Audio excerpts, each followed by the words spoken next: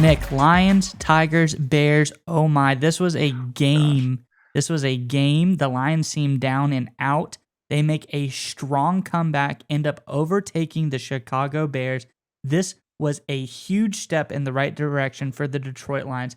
Slow start, not what you want to see, but they step on the gas late in the game and are able to close this thing out. But Nick, I just want to point out this Lions team has so many young pieces that are starting to step up and starting to play extremely well. This bodes well for the rebuild. It bodes well for the future for the Lions. And there were so many guys making plays. Hutchinson, 8 tackles today, and he got a sack. That's got to be nice. Kirby Joseph playing very well as well. Not another pick today, but someone who did get a pick, Jeff Okuda, and it was a pick 6 at that. He looked really nice. Just all over the ball. Everyone on the Lions is playing better.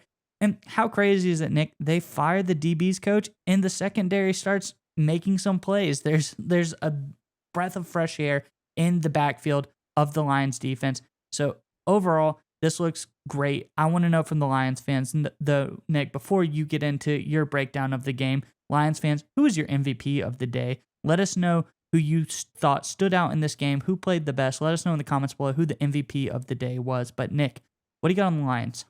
So I always like to talk about when teams are being built. Teams are actually sometimes won in the offseason, and they're won a lot of times in the draft. And we talked about it after the draft, is when the Detroit Lions had a chance. They picked up Aiden Hutchinson. We didn't think Hutchinson would be there. There were all the rumors that Jacksonville was going to take Walker, Trayvon Walker. Like, now that's silly. Hutchinson's, if you're going to go defensive end, you got to go Hutchinson. He's the better player, better prospect.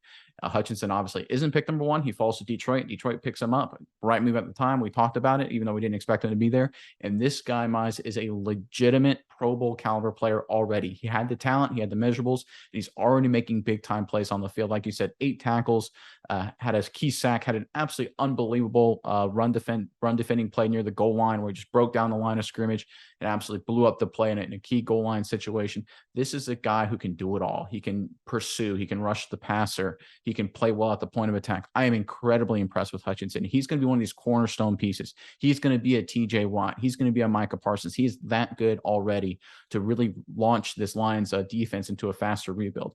Look, I know they gave up 30 points, right? So it's like, how good is this defense? This is a Bears offense these last 3 or 4 weeks that no one can stop. New England and Bill Belichick couldn't stop them. Dallas from their great defense couldn't stop them. This Bears offense has just been on a roll lately. They've been kind of running through everybody. And again, Justin Fields looked like he's the real deal with his athletic ability. So no shame giving up some yards and points to Fields. But how about Jeff Okuda, right? Coming into the season, this was a make or break year for Okuda.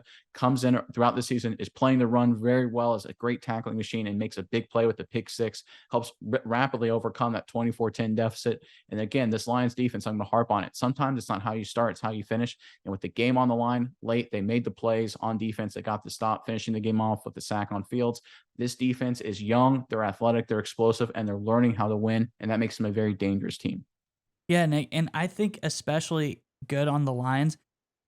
Justin Fields has really started to come into his own. He had another huge day on the ground today, ran for 147 yards, and that can be demoralizing for a team. That can be hard to stop. But I like how they keep it together. I like how they start getting momentum, and you see late in the fourth, or I mean, rather early in the fourth, DeAndre Swift goes in for the touchdown. And then right after that, the defense starts to pick up their play. Jeff Okuda gets the interception return from a touchdown, but the Fields responds with the touchdown run, the 67-yarder, the really long run. And they could say, oh, wow, that's the dagger. That's the ball game right there.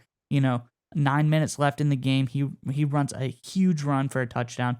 But then they come right back down the field and drive the ball down. Jamal Williams gets the short touchdown, and they're able to close out the game. So I like the growth from the defense.